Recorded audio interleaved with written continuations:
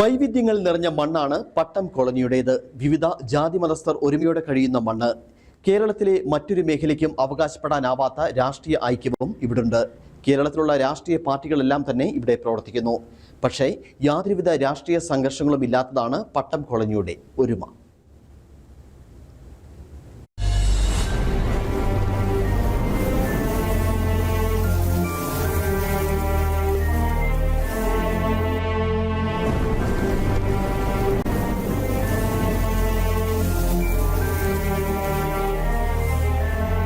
പട്ടം കോളനിയുടെ പ്രധാന സവിശേഷത ഇവിടുത്തെ ഐക്യം തന്നെയാണ്. കുടിയിരുത്തപ്പെട്ട നാൾ മുതൽ കലാസാംസ്കാരിക പ്രവർത്തനങ്ങൾക്കൊപ്പം രാഷ്ട്രീയ പ്രവർത്തനവും സജീവമായിരുന്നു. കേരളത്തിന്റെ മാറി മാറി വന്ന മുഖ്യമന്ത്രിമാരും മന്ത്രിമാരുമെല്ലാം പട്ടം കോളനിയിൽ സന്ദർശനം നടത്തിയിട്ടുണ്ട്. വിവിധ രാഷ്ട്രീയ കക്ഷികളുടെ ഇടപെടലുകൾ കൊണ്ടാണ് ഇന്ന് കാണുന്ന പട്ടം കോളനി ഉരുത്തിരിഞ്ഞത്. രാഷ്ട്രീയ കക്ഷി പ്രതിനിധികളായി എത്തുന്നവർ പട്ടം കോളനിയുടെ ഉന്നമനത്തിനായി പ്രവർത്തിച്ചു.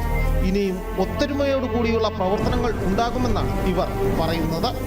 കുടിയേറി പാർത്തിട്ടുള്ള മുഴുവൻ ആൾക്കാരും ഒരു വീട്ടിൽ താമസിച്ച് ഒരു പാത്രത്തിൽ ആഹാരം പാകം ചെയ്ത് ഒരു പാത്രത്തിൽ കഴിക്കുകയും കീറപ്പായിലും കീറപ്പുണികളിലും കിടന്നുറങ്ങുകയും ഒരേ പുതപ്പ് പുതച്ച് കിടന്നുറങ്ങിയിട്ടുള്ള കൃഷിക്കാരായിട്ടുള്ള ആൾക്കാരാണ്.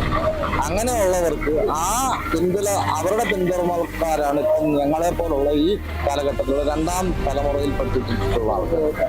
ഞങ്ങൾ ആ അനുഭവ സമ്പത്തിന്റെ അടിസ്ഥാനത്തിലാണ് ഞങ്ങൾ ജീവിച്ചു പോകുന്നത്. അതുകൊണ്ട് തന്നെ ഞങ്ങളെ സംബന്ധിച്ചിടത്തോളം കക്ഷി രാഷ്ട്രീയത്തിന് ആശയങ്ങൾ ഒന്നും അങ്ങനെ അത് രാഷ്ട്രീയമാണെങ്കിൽ രാഷ്ട്രീയം അത് ആ രാഷ്ട്രീയ സമീപനം വ്യക്തിപരമായ കാഴ്ചപ്പാടിലോ പൊതുവിഷയങ്ങളിലോ ഇടപെടുമ്പോൾ ഈ കല്ലാർ പട്ടങ്ങളിലെ രാഷ്ട്രീയ പ്രവർത്തകരായാലും സാമൂഹിക പ്രവർത്തകരും രാഷ്ട്രീയ പ്രവർത്തകരായാലും സാംസ്കാരിക പ്രവർത്തകരായാലും അവരെല്ലാവരും കൂട്ടായ്മയുടെ അടിസ്ഥാനത്തിലാണ് ഈ കാലഘട്ടങ്ങളിലെല്ലാം വന്നിട്ടുള്ളത്. വരും കാലഘട്ടങ്ങളിൽ അങ്ങനെ ഉണ്ടാകണമെന്നാണ് ഞങ്ങൾ ആഗ്രഹിക്കുകയും ചെയ്യുന്നത്.